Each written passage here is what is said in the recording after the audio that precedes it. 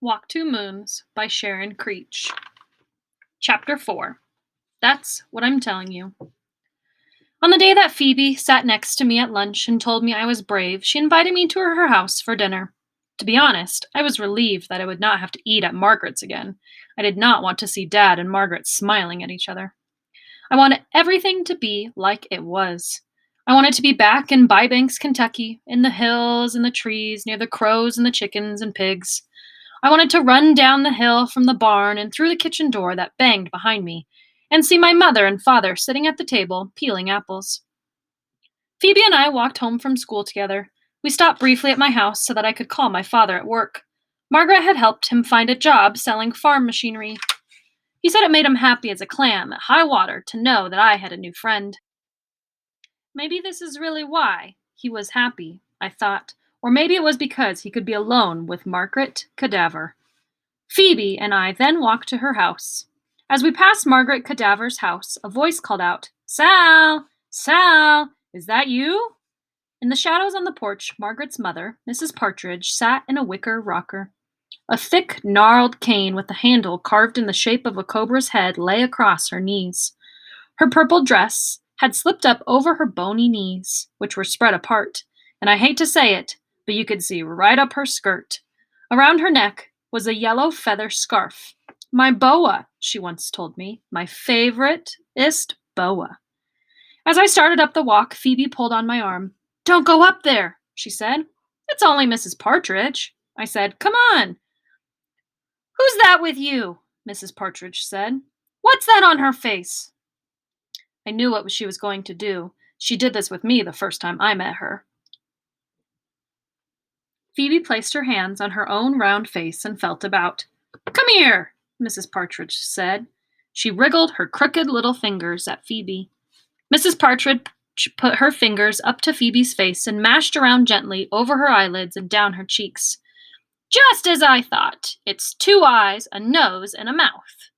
Mrs. Partridge laughed, and wicked laughed that sound as if it were bouncing off jagged rocks. "You're 13 years old." "Yes," Phoebe said. "I knew it," Mrs. Partridge said. "I just knew it." She patted her yellow feather boa. "This is Phoebe Winterbottom," I said. "She lives right next door to you." When we left, Phoebe whispered, "I wish you hadn't done that. I wish you hadn't told her that I lived next door." "Why not? You don't seem to know Mrs. Cadaver and Mrs. Partridge very well." "They haven't lived here very long, only a month or so." "Don't you think it's remarkable that she guessed your age?"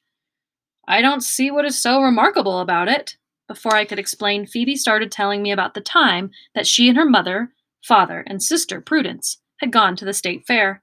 At one booth, a crowd was gathered around a tall, thin man. "So, what was he doing?" I asked. "That's what I'm telling you," Phoebe said. Phoebe had a way of sounding like a grown-up sometimes. When she said, "That's what I'm telling you," she sounded like a grown-up talking to a child. What he was doing was guessing people's ages. All around, people were saying, "Ooh," and "amazing," and "how does he do that?" He had to guess your correct age within 1 year, or else you won a teddy bear. "How did he do it?" I asked. "That's what I'm telling you," Phoebe said. The thin man would look someone over carefully, close his eyes, and then would point his finger at the person and shout, 72! At everyone? He guessed everyone to be 72? "Sal," she said, "that's what I'm trying to tell you. I was just giving an example.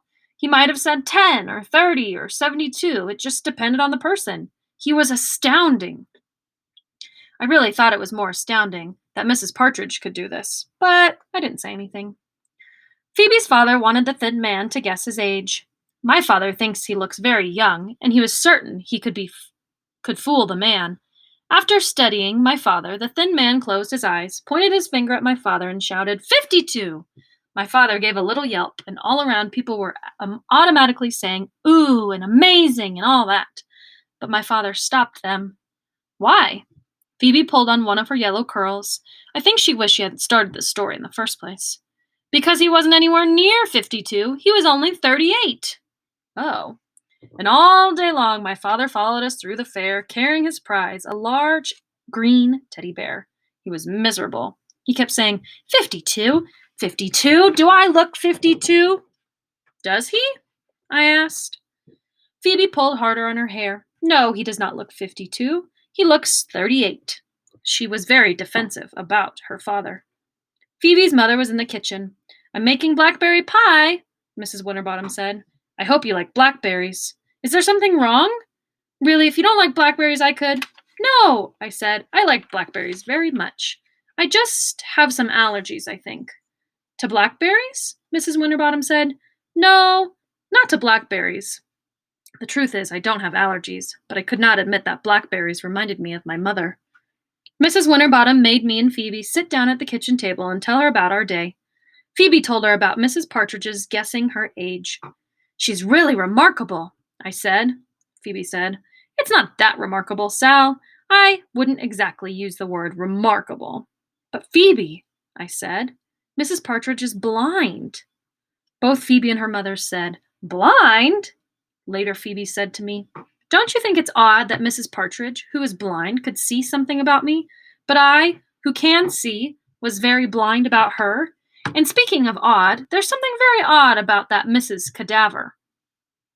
Margaret, I said. She scares me half to death, Phoebe said. Why? That's what I'm telling you, she said. First, there is the name, Cadaver. You know what cadaver means. Actually, I did not. It means dead body. Are you sure? I said. Of course I am, Sal. You can check it in the dictionary if you want. Do you know what she does for a living? What her job is? Yes, I was very pleased to say. I was pleased to know something. She's a nurse. Exactly, Phoebe said. Would you want a nurse whose name meant dead body? And that hair?